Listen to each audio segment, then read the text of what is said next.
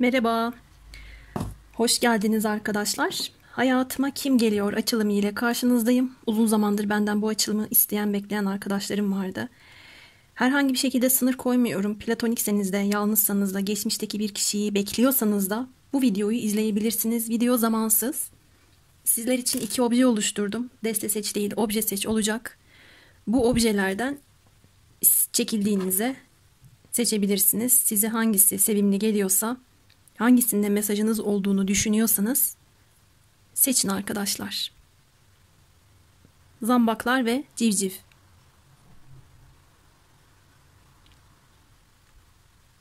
Zambaklardan başlıyorum.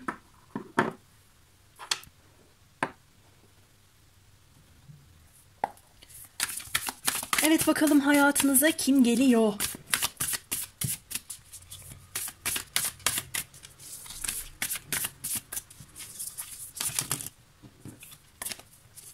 Bir tane düşseydi alırdım ama yapışık 3 tane.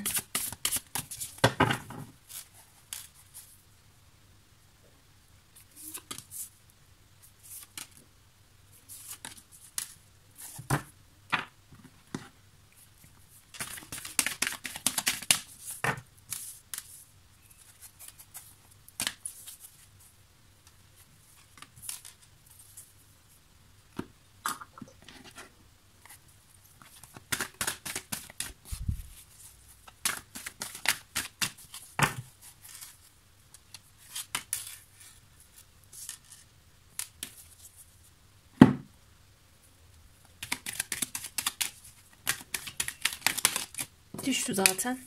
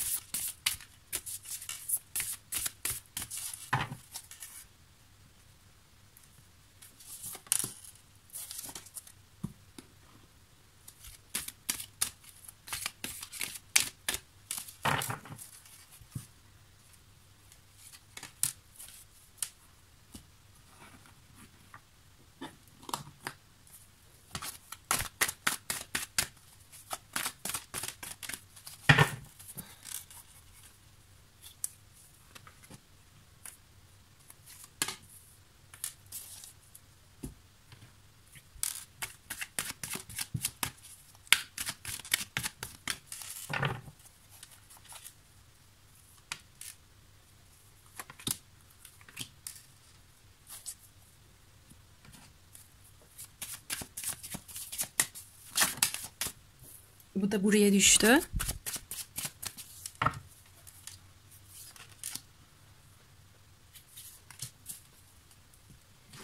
Ve şu desteden de bir tane alalım, sonra başlayalım.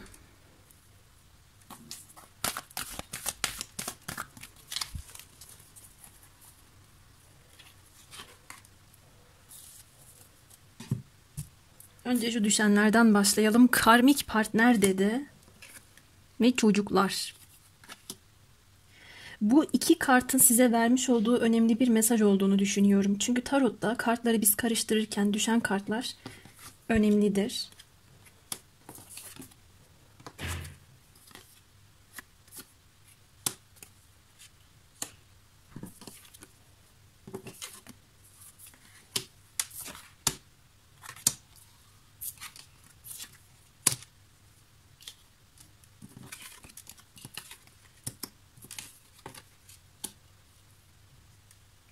Ben burada yepyeni birini görmüyorum.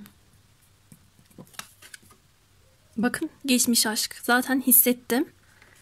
Diğer kartlarla da geçmiş aşk geldi.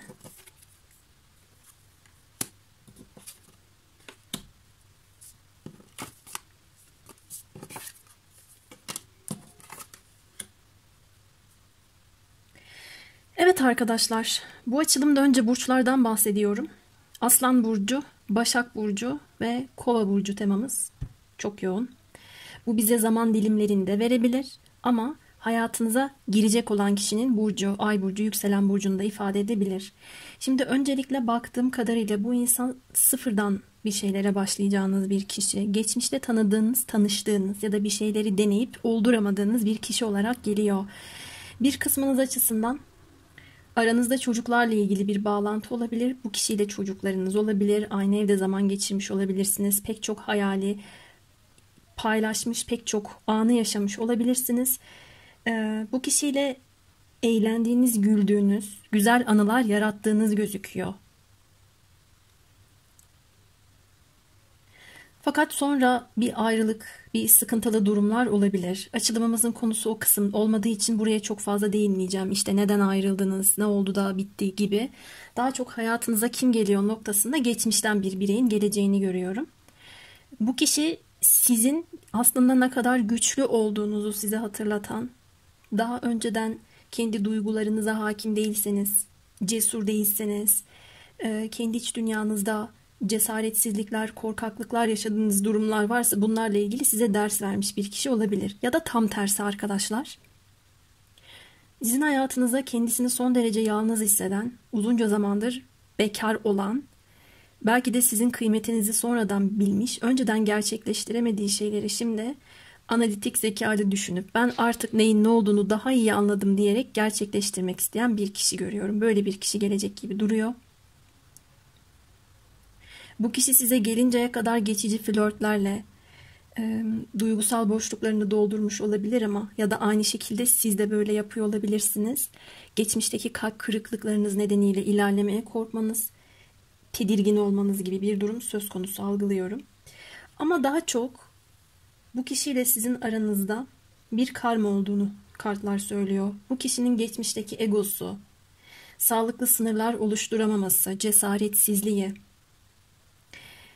adım atabilecekken, bir şey yapabilecekken kendisine dramalar, engeller yaratıp bunları yapamayacak güce sahip olduğunu düşünerek belki de ayrılıp gitmiş bir kişi olması gibi bir konu geliyor. Şu kartın bir anlamını okumalıyım. Uriel ve Sphinx gelmiş. Burada bir dolunayımız var. Yakın zamanda Balık burcunda bir dolunay gerçekleşecek. Bize bir mesaj verdiğini görüyorum. O kart ile beraber. Evet, burada bir tamamlanmayı söylüyor. Bakın bir güç temamızla Aslan burcunun teması gelmiş. Ama burada kadının yarı yüzü, kendi yüzü, yarı yüzü de aslan olarak resmedilmiş. Buradaki Sphinx de bize bu aslan temasından bahsediyor. Otorite ve zekayı ifade eden bir kral başıymış arkadaşlar. Buradaki baş melek ise büyük gizem kaynağıyla bağlantı kuruyor ve danışıyor diyor. Şimdi hayatınıza girecek olan bu kişinin yeni bir insan olduğunu görmüyorum. Sizden sonra sizinle ilgili olan durumları, kendisiyle ilgili olan durumları keşfetmiş, neler yapıp neler yapamayacağı ile ilgili olan durumda cesarete gelmiş bir kişi olabilir. Bakın ermiş kartının sembolizması gibi adam elinde fener var, arıyor. Şuradaki kişi de siz olabilirsiniz ya da beni dinleyen eril arkadaşlarım. Cesarete gelip hayatına girmek istediğiniz kişiyi arıyor olabilirsiniz ama burada bir korku algıladım.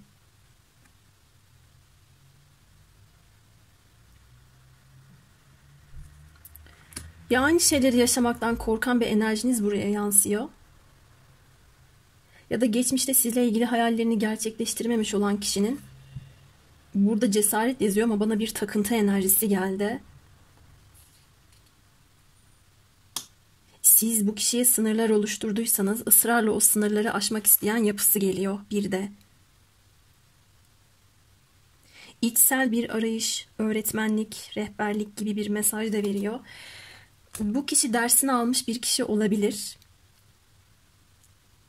Fakat geçmiş enerjisinde son derece egoist, belki de narsist bir enerji çalıştırdığı için kendisini bir şey zannedip balon gibi havalara yükselmiş bir birey de olabilir arkadaşlar. Ben yepyeni bir insan görmedim. Hepiniz için uymayacaktır da arada bir çocuklarla ilgili bir bağlantı olabilir. Zamanında çok fazla hizmet edip özveride bulunduğunuz, fedakarlık yaptığınız bir birey görüyorum. Şuraya birkaç kart açmalıyım. Merak ettim. Hayatınıza girecek olan kişi zamanında sizin Yaratıcılığınızdan, verimliliğinizden beslenmiş ve bunun kıymetini bilememiş bir kişi. Ve bir ev bağlantısı veriyor. Aynı evde zaman geçirme. Belki evlendiğiniz, belki beraber yaşadığınız, belki de sadece bir evde zaman geçirdiğiniz bir kişi de olabilir. Aşk hayatın çocuklar tarafından engelleniyor diyor. Hayatınıza girecek olan kişi çocuklu bir birey de olabilir. Ama çok fazla geçmiş teması geliyor. Evet, siz bu kişiye kendinizi kapatıyorsunuz. O size geliyor da kupa şövalyesi geldi bakın. O sizi arıyor ama siz aradığınız kişiye şu anda ulaşılamıyor noktasındasınız. Hatta lütfen daha sonra tekrar deneyiniz durumu da yok yani. Bakın para dörtüsü. Kapatmışsınız kendinizi.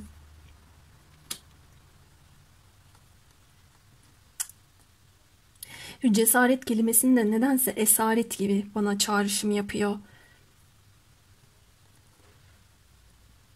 Kartların bütününe baktığımda zamanında sizi çok zorlamış, belki çok yalnız bırakmış, kalbinizi kırmış, sizi istemediğiniz bir değişime götürmüş bir kişi olabilir. Hatta çok kontrolcü ya da kıskançlıklarıyla boğan, egosuyla canınızı sıkan bir yapısı da olmuş olabilir arkadaşlar. Ben bu kişinin hayatınıza tekrar gelmek istediğini görüyorum. Ama siz bu kişiye kapalısınız. Bana samimi de geldi. Arka planda hala o kontrolcülüğü ya da kıskançlığı olabilir. Sizi kaybetmek istemeyen bir yanının olduğu da çıkmış.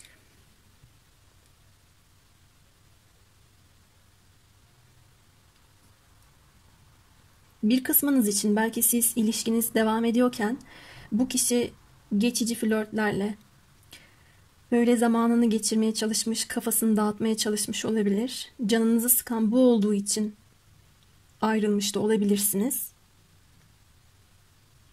Burada ilerlemeye korkan kişinin siz olduğunu görüyorum. Peki siz ne yapmalısınız? Ben uzun zamandır melek kartlarıyla yorum yapmadığımı fark ettim. Melek kartlarıyla bunun rehberliğini vermek istiyorum.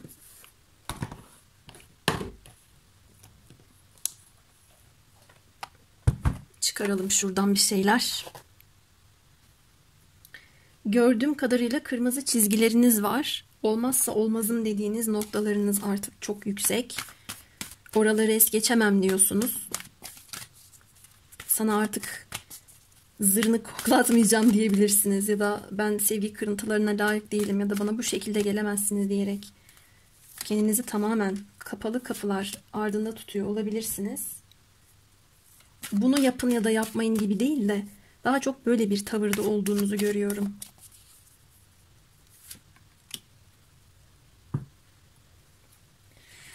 Ve benim bu açılımda hissettiğim şey, siz buradaki kişinin kendi iç dünyasında ne yapacağını tam kestiremiyor olabilirsiniz. O yüzden ondan size karışık sinyaller geliyor olabilir. Onun yüzünden kendimi tekrar bir uçurum kenarında, kıyısında hissetmek istemiyorum. İçinden ne çıkacağı ya da ne olacağı belli olmayan bir durumda kendimi temelsiz, güvensiz hissetmek istemiyorum diyebilirsiniz. Bakalım melek kartlarınızın size tavsiyesine. Gene bir çocuk teması gelmiş bakın. Ve gene öğretmek ile ilgili, öğretmenlik, rehberlikle ilgili bir tema. Aynı zamanda ebeveynlikle ilgili bir durum. Gerekli cevaplar size çocuklar aracılığıyla gelecek olabilir. Çocuklarınız var ise hayatınıza girecek olan kişiyle ilgili alacağınız kararlarda çocuklar etkili olabilir. Veya bir kısmınız açısından çocuk sahibi olmak gibi bir istek size bunu yönlendirebilir. Uyumlu ilişkiler. Biz melekler ilişki içindeki herkesin kalplerini açıyoruz. Tartışma ve çatışmalar şu anda çözümleniyor dedi. Aranızda çözümlenmemiş şeyler var. Hayatınıza giren insan geçmişte uzlaşamadığınız, tartıştığınız bir kişi. Sevgi yolla. Senin sevgin karanlığı aydınlatacak, kalplere sevgi tohumları ekecek. Ve sonra sevginin pembe gülleri senin için açacak. Arkadaşlar, olumsuz şeyleri düşünmemenizi kartlar tavsiye ediyor size. O bana bunu yaptı, şunu yaptı gibi değil. Daha çok olumlu şeyleri düşünüp karşınızdaki kişiye sevgi enerjisi yollamanız gerekmekteymiş. Bu sizin yaratıcı, üretken ve verimli olmanız açısından da geçerli. Kendi sınırlarınızı biliyor oluşunuz ya da kendinizi kapatıyor oluşunuz bir anlamda güvenli olabilir. Değer verdiğiniz şeylere sıkı sıkı tutunmanız da önemli olabilir.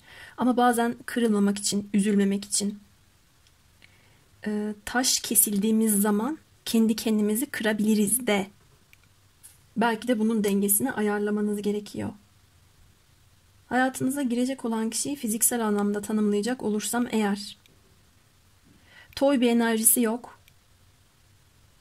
olgun bir karakter olabilir, babasını örnek alıyor olabilir. Çok uzun boylu görmedim ama çok kısa boyu da yok.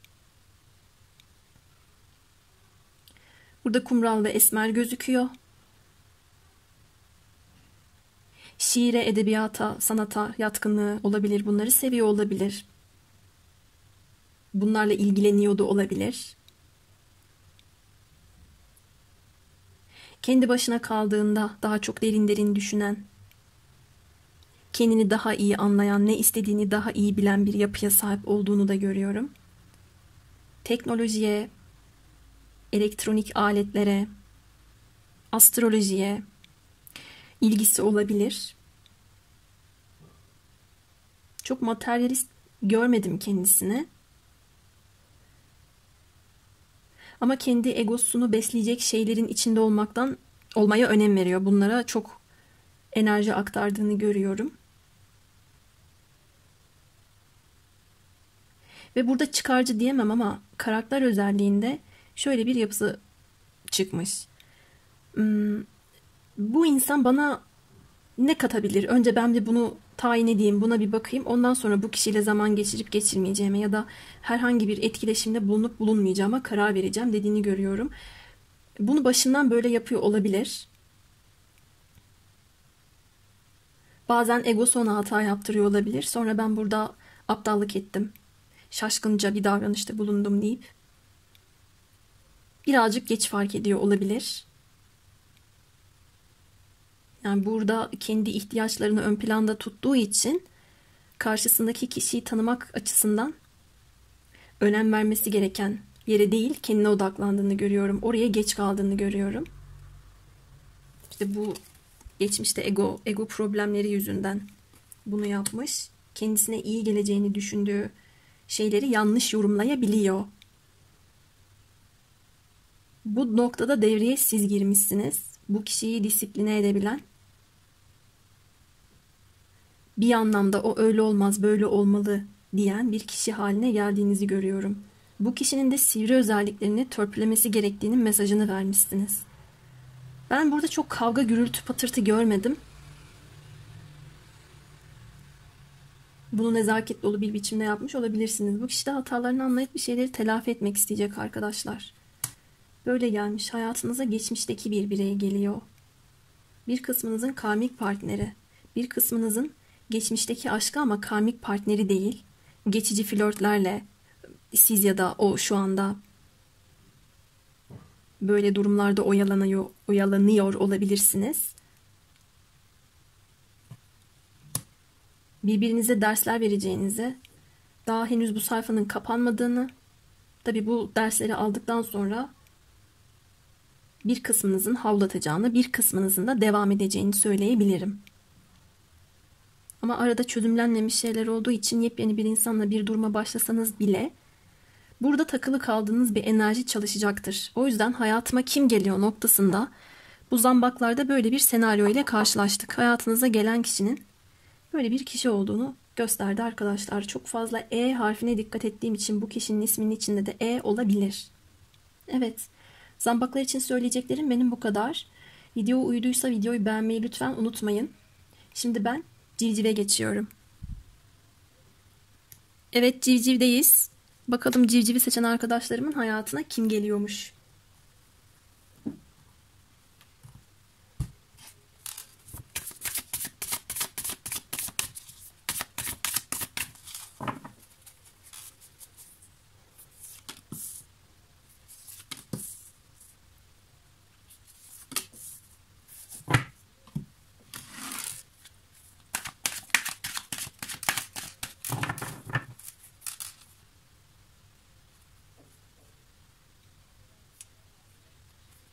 Normalde bir tane seçeceğim ama o kadar çok şu ikisi arasında kaldım ki ikisini de alıyorum. O mu o mu o mu o mu? Kaldım böylece.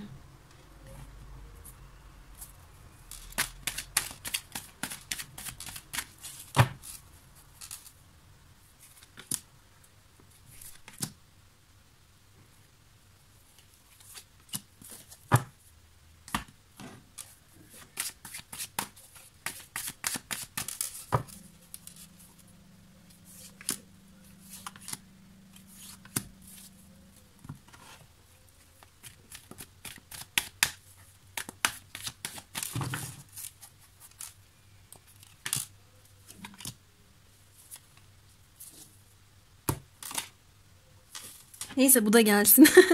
Burada çifter çifter. Merak ettim. Elim çarptı. Düştü.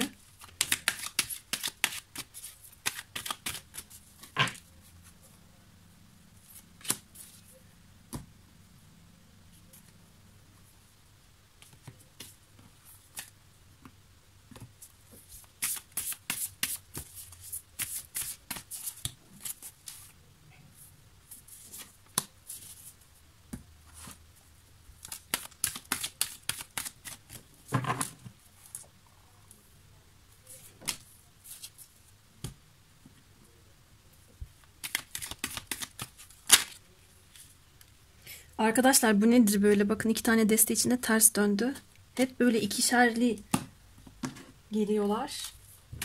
Burada çifte kısmet, 2 kişi 3 kişi arasında kalma, hayatınıza kim geliyor, birden fazla kişi geliyor gibi yorumlayabilirim yani şimdiden. Merak ettim nasıl bir açılım olacak bu açılım.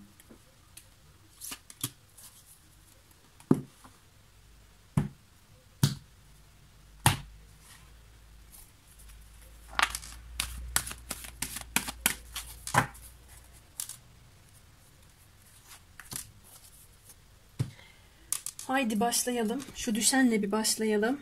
Beslenmek. Sizin besleneceğiniz, sizi besleyecek bir kişi olabilir.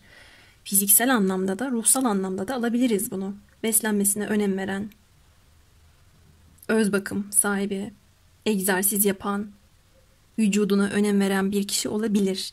Ya da siz bunlara önem veriyorsanız sizin bu özelliklerinizi, niteliklerinizi beğenen bir kişi de hayatınıza girecek olabilir.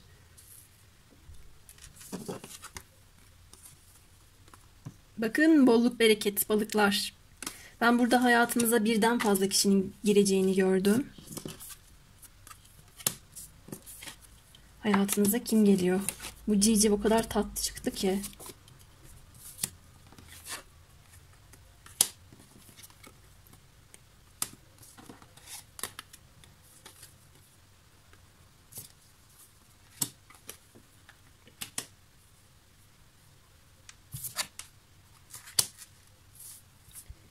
Eğer kendinize geçmiş ilişkilerinizden dolayı artık tükenmiş, bitmiş, yaşadığınız ayrılıklar yüzünden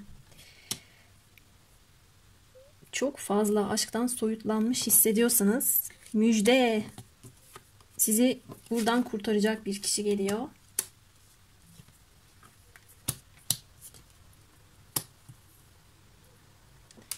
Arkadaşlar önce burada da burçlardan bahsedeyim.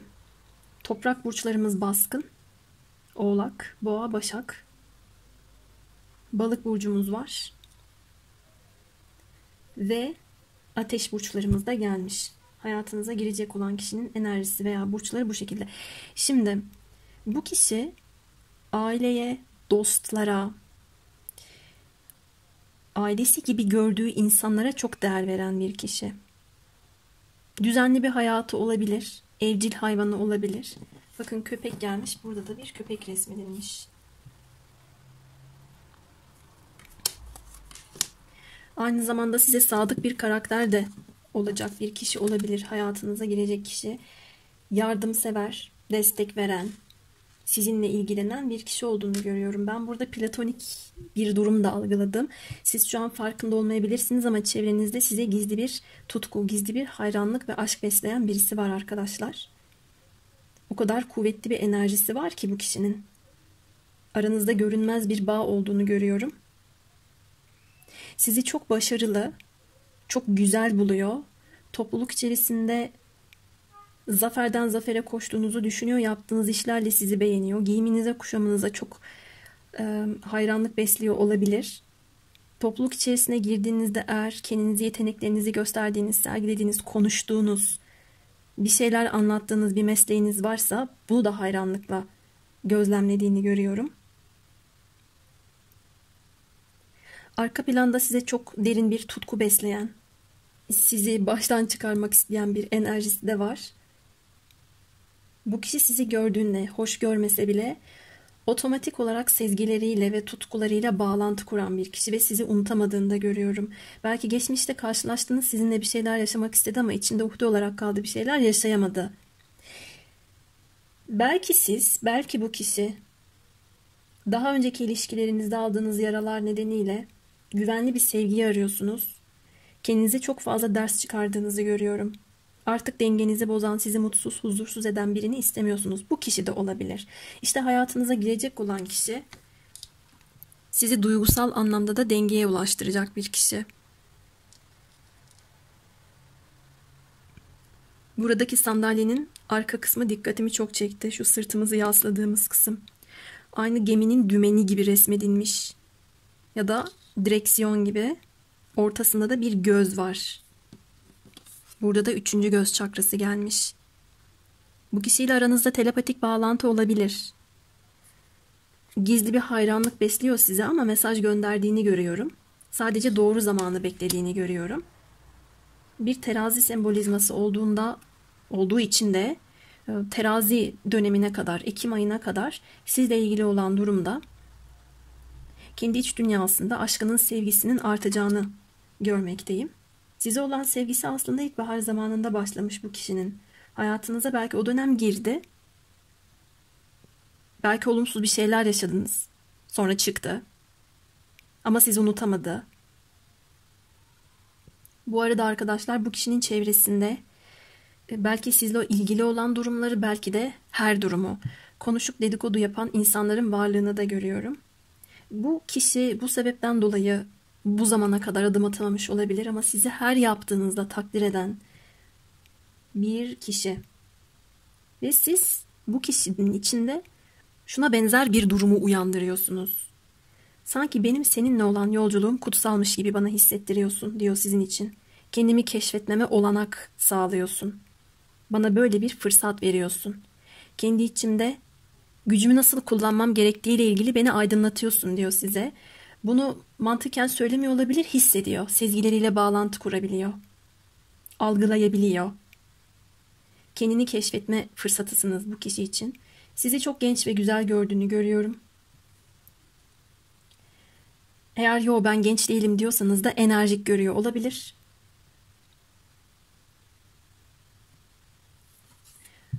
Aynı zamanda göklerdeki ustalar tarafından, önemli ruhlar tarafından da desteklenen bir ilişki, doğru zaman geldiğinde açığa çıkacak olan bir durumu da gördüm.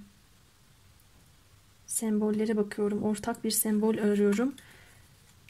Şurada tekrar bir göz sembolizmamız var. 3. göz çakrası farkındalık çakramızdır. Bu kişi istese de istemese de size çekiliyor arkadaşlar. Onu mıknatıs gibi çekiyorsunuz. Arkadaş çevrenizdeki bir birey olabilir, iş ortamındaki olabilir.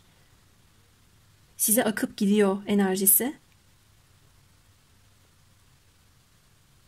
Bu kişiyi fiziksel olarak tanımlayalım biraz. Eğer bir dişi ise saçları uzun gözüküyor, kahverengi gözüküyor. Eğer bir eril ise ela ya da yeşil gözlü ya da kumral diyebilirim. Esmer de olabilir. Belki yüz hatları keskin olabilir. Burun yapısı, çene yapısı kemikli olabilir.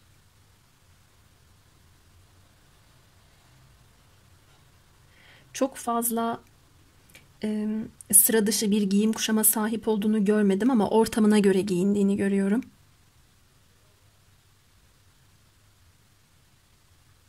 Tek bir çeşit bir şeyden bahsedemem. Evet, rahatlığa da konfora da önem veriyor ama ciddi bir ortamda nasıl davranması ya da giyinmesi gerektiğini bilen bir karakter olarak çıkmış. Buna önem veriyor en azından. Bir insanın hayatındaki yaptığı işlere, bir şey yaşadığında karşısındaki kişinin verdiği tepkilere, duruşuna, onur, gurur, sadakat, vefa kavramlarına, dostluk gibi bir kavrama da çok önem verdiğini görüyorum bu kişinin.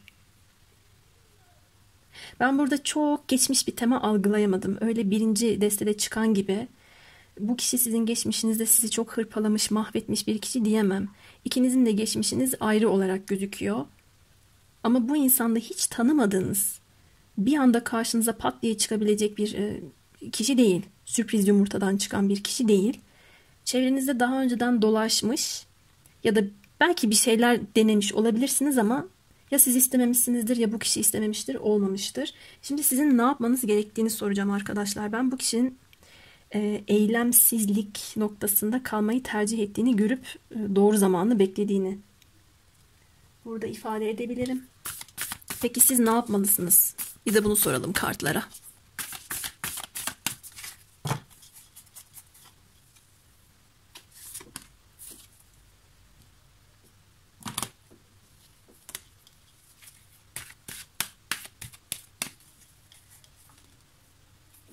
İnanılmaz bir tutku enerjisi, cinsellik enerjisi yansıyor şu kısımda.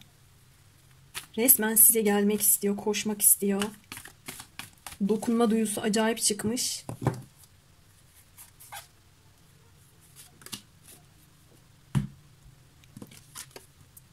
Doğaya dön. Doğada kendi özünü, kendi doğanı bulacaksın. Sınırsız gücünü ve aradığın tüm cevapları da diyor. Burada da aşkın çiçek açıyor. Cevapların baharda gelecek diyor. Bu bize ilkbahardan bahsediyor ama ilkbahar mevsimi şu anda bize bayağı bir uzak. Hayatına kim geliyor noktasında geçtiğimiz ilkbahara bir dönün arkadaşlar. O dönemde hayatınıza girmeye çalışan, belki görmezden geldiğiniz, olabilir belki ego yaptığınız, olabilir yani neden olmasın. Kendinizi duygusal anlamda tükenmiş hissettiğiniz için ben hazır değilim deyip görmemeyi seçtiğiniz bir birey burada gözükmekte. Bir dönün bakalım ilkbahar zamanına. Çünkü arkadaş ortamında ya da aileler birbirini tanıyor olabilir. İş ortamı da olabilir. Böyle bir kişi çıkmış. Hatta bu insan size o kadar çok iç dünyasında tutku barındırıyor ki bazen duygusal patlamalar yaşadığını da gördüm. İçine gelen düşünce ve fikirlere dikkat et çünkü onlar dualarına verilmiş yanıtlardır. Ben burada ne algıladım biliyor musunuz? Siz sanki bir şey dilemişsiniz zamanında. Ya atıyorum bir ilişki dediğin şöyle olur diye. Sonra o sizin karşınıza geldiğinde o ilişkiyi yaşayabileceğiniz insan ya da bizzat o ilişki.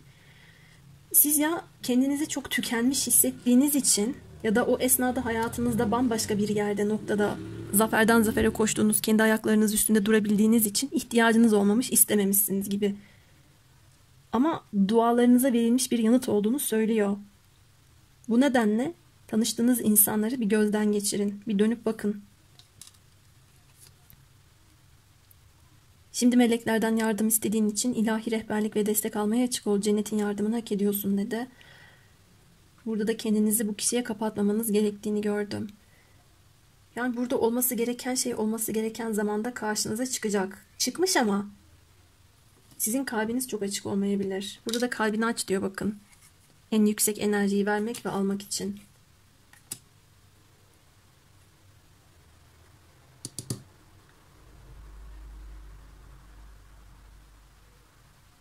Hatta bir kısmınız için şöyle de hissettirdi bana. Siz bu kişinin kim olduğunu biliyor olabilirsiniz. Onun hakkında duyduğunuz ya da sizin hakkınızda söylenen bir şeyler olabilir. Bu durumlar nedeniyle adım atmayı yeğlemiyor da olabilirsiniz.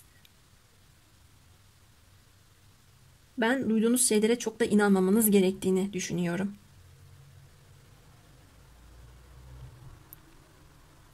Çünkü burada size gerçekten hayranlık besleyen bir kişi var.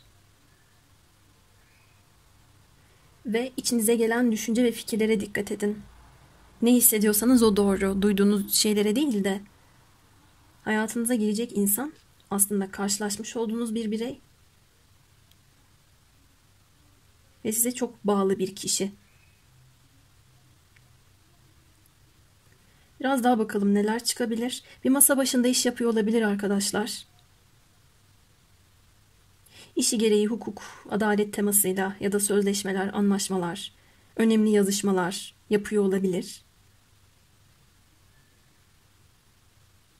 Sosyokültürel düzeyinin yüksek olduğunu, hem kültürel anlamda hem de maddi anlamda bir miras durumunun olduğunu görüyorum. Çok fazla şey biriktirmiş, yapmış olabilir hayatında. Buna da önem veriyor. Entelektüellik diyemem ama kendini geliştirme diyebilirim.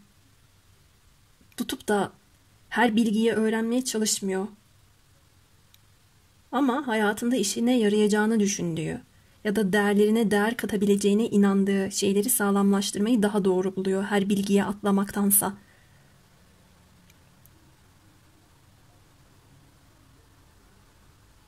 Atıyorum şurada 10 tane kitap olsun. Hemen onu da okuyup tüketmek yerine kendisine uygun olan 3 tanesini seçiyor. Hayatında onunla ilgili olan durumları zenginleştirmeyi, köklü bir ağaç gibi sağlamlaştırmayı tercih ediyor. Öteki de yanlış değil ama ben bu kişinin böyle bir yaklaşımının olduğundan bahsediyorum. Çok sıra dışı ya da farklı farklı şeylere atlayan, zıplayan bir yapısı yok. Ayaklarının yere sağlam bastığı da çıkmış. Gölge özellik açısından cimrilik, takıntı, belki ego,